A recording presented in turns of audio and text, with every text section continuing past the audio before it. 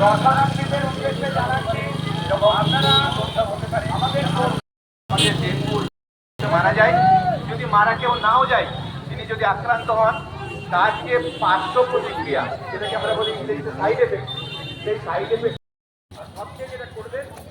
এই যে ডেঙ্গু ছড়ায় যায়, ম্যালেরিয়া ছড়ায় যায়, অর্থাৎ এই মশার চেনটা যে লার্ভা,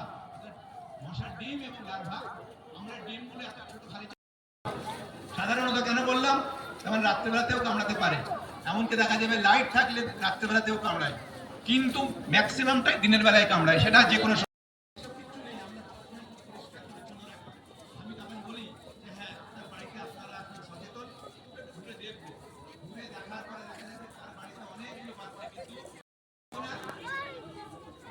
ফেলে দেবো,